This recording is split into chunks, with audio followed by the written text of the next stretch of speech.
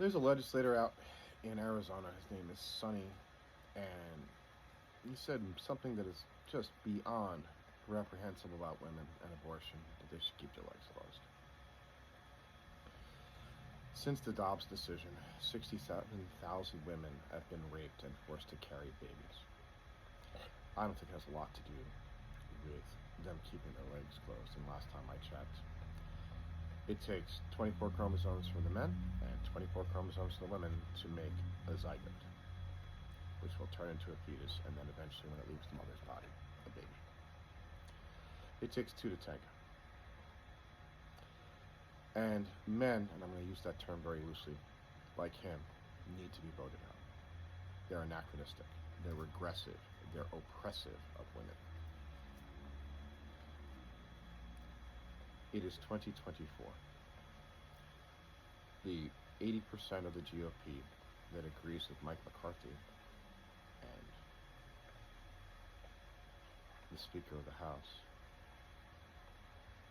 want to make a national abortion ban, want to make IVF unavailable for women, want to cut $1.5 trillion from Medicare. I'm sure they want to hurt the VA and education too. Why? What is the advantage of making sure that the elderly are homeless when you're making it, like in the state of Florida, illegal to be homeless?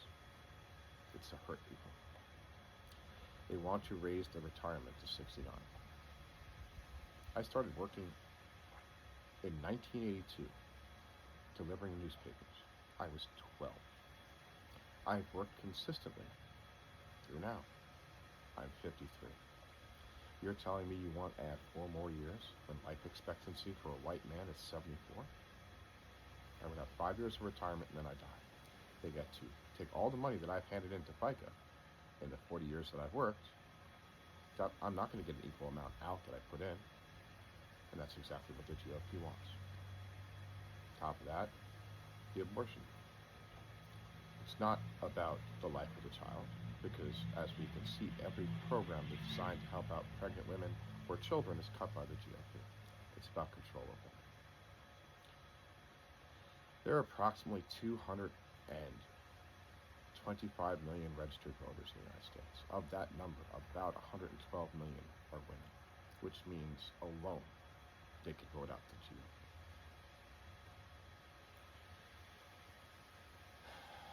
It is March.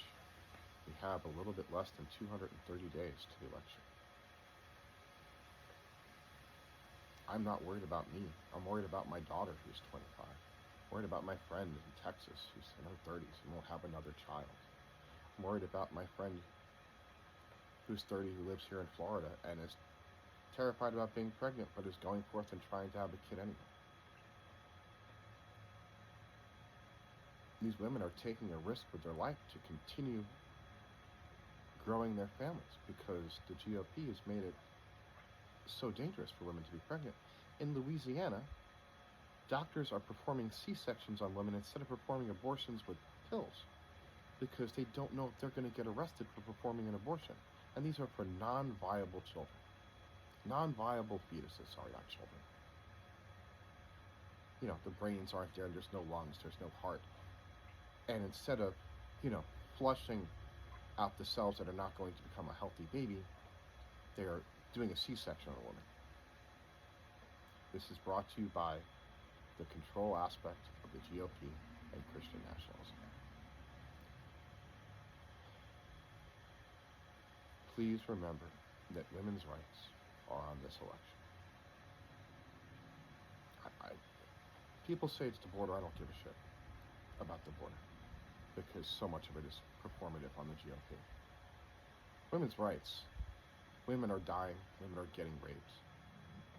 27,000 of the 67,000 pregnancies that happened to rape happened in Texas. And Greg Abbott said we're going to stop rape. Well, apparently he did not. I'm a very aggravated father of a daughter who's 25. And I would like women, not just my daughter, to be able to be pregnant and happy.